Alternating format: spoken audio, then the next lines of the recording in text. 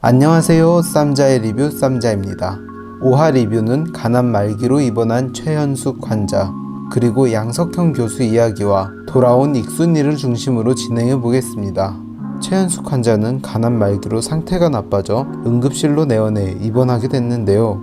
최현숙 환자를 찾아간 익주는 보호자인 남편에게 환자 상태를 묻습니다. 남편은 자기가 대신 아팠으면 좋겠다며 부인의 어깨를 주무르는데 최현숙 환자는 뭔가 불안한 듯 고개를 돌리며 끙끙거립니다. 익주는 환자의 상태를 설명하고 금일 진행할 검사와 시술에 대해 설명합니다. 남편은 뭔가 무심한 듯 알았다는 말 뿐이었죠. 그렇게 회진이 끝나고 주말에 6인 병실에 자리가 나 옮기게 되죠. 황달 수치도 낮아지면서 상태가 호전됩니다.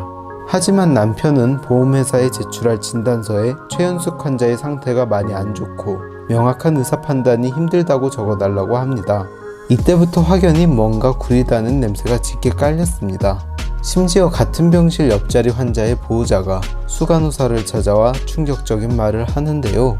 최현숙 환자의 남편이 매일 밤 술에 취해 들어오고 커튼이 쳐져 있어 보지는 못했지만 사람을 주먹으로 때리는 듯한 소리가 들린다고 합니다. 이 말을 수간호사쌤과 함께 들은 장겨울 선생님은 바로 병실을 찾아갔지만 별말 하지 못하고 걱정만 쌓입니다. 그날 밤 어김없이 술에 취해 들어오는 최현숙 환자 남편을 보고 장겨울 선생은 병실 방향으로, 수간호사님은 다른 곳으로 뜁니다. 병실에 들어간 겨울은 환자에게 손찌검하려는 남편에게 무슨 짓이냐고 소리 지르며 밀칩니다. 이내 남편은 겨울을 땅바닥에 패대기 치고 때리려고 하죠. 때마침 경비원분들이 들어와 남편을 제압합니다. 다른 방향으로 뛰었던 수간호사님이 데리고 왔던 겁니다. 사실 이병동에 경비원은 없었는데 익준이가 환자의 반응과 모습을 보고 이상하게 생각해 경비 인력을 지원해달라고 했던 거죠. 환자의 몸짓 하나 표정 하나 놓치지 않고 유심히 관찰해 왜 그랬는지 생각하고 걱정하는 익준이를 볼 수 있었습니다. 단순히 실력만 좋은 의사가 아닌 환자와 공감하고 이해하는 진짜 의사로서의 모습입니다. 그리고 석형은 한 환자의 출산 과정을 보고 어쩌면 결혼이라는 제도가 나쁜 것만은 아니구나 생각했습니다. 환자의 남편이 아기가 나올 때 카메라로 찍으려고 했지만 막상 시간이 되어 분만실로 들어갔을 때 태어난 아기에게 먼저 가지 못하고 아기를 낳으며 힘들어한 부인에게 다가가 사랑한다고, 수고했다고 울면서 말했다고 하죠. 서로가 의지하고 사랑을 나누는 모습이 보기 좋았다고 합니다. 이 말을 들은 송화는 너도 결혼해 라고 하죠. 하지만 석형은 자기는 결혼하면 안 되는 사람이라고 합니다. 전 부인인 신혜도 자기와 결혼해 시어머니였던 영애에게 하루에 30통도 넘는 전화를 받고 누적된 스트레스로 수면제를 6알이나 먹고 잤다고 하죠. 송화는 그렇게 힘들어한 신혜를 위해 뭘 해줬냐고 묻습니다.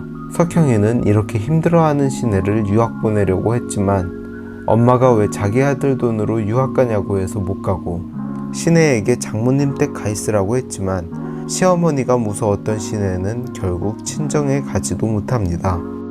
어느 날 신혜가 며느리 노릇하겠다며 영애의 방을 청소하죠. 이날 석형이는 방에서 예물로 전했던 다이아 반지를 훔치는 신혜와 눈이 마주칩니다.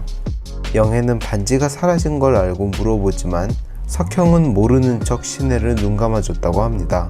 하지만 송화는 이건 관계 개선을 위해 노력한 게 아니라 단순히 안 좋은 상황을 회피했을 뿐이라고 하죠.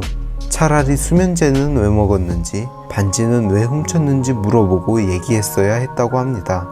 고민만 하고 생각만 하는 건 해결책이 아니라고 충고합니다. 자신이 미성숙한 인간이라고 자책하는 석형에게 송화는 한 가지 조언을 합니다. 바로 아무리 쓸데없는 말이라도 말을 많이 하라고 합니다. 석형이 생각하기에 쓸데없다고 느껴져도 그건 쓸데없는 말이 아닐 거라면서요. 일단 가장 가까운 사람에게 해보라고 하죠. 마침 추미나 선생에게 전화가 오고 대화합니다. 백화점에 동료 의사의 생일 선물을 사러 간다는 미나에게 어떤 선물을 하는지, 백화점은 어떻게 가는지, 심지어 몇 호선 타고 백화점 가는지까지 시시콜콜 물어봅니다. 이전까지 미나를 밀어내기만 하던 석형이었지만 송하의 말에 따라 제일 먼저 물어볼 만큼 편하고 가까운 사람이라고 생각하는 거죠. 드디어 미나에게도 봄바람이 불어오나 봅니다. 지난주 아프다는 전화와 함께 준환이는 절대 모르게 알아던 익순이 결국 익준이에게 준환이와 사귀었다는 사실을 고백하고 다른 연인들처럼 뻔한 이유로 헤어졌다고 합니다. 익준이는 준환의 스케줄을 확인하면서 익순이가 준환이와 마주치지 않고 검사받을 수 있게 준비합니다. 검사가 끝나고 창원으로 내려가려고 하지만 병원 앞 차 안에서 혼자 익준이를 기다리다 도재학 선생의 전화를 받고 급하게 병원으로 돌아온 준환을 봅니다. 준환은 멈춰있는 익준의 차를 보고 천천히 다가가지만 준환을 찾아온 재학이 때문에 차 안을 못 보고 들어갑니다. 먼발치에서 준환을 본 익수는 미안한 마음에 눈물을 흘리죠. 익수는 집 근처 후방으로 부대를 옮기고 근처 병원에서 몸 관리하며 지냅니다. 1년 동안 익주는 익순이의 상태를 체크하며 찾아옵니다. 그렇게 준환과 익순이 헤어진 지 1년이 지나죠.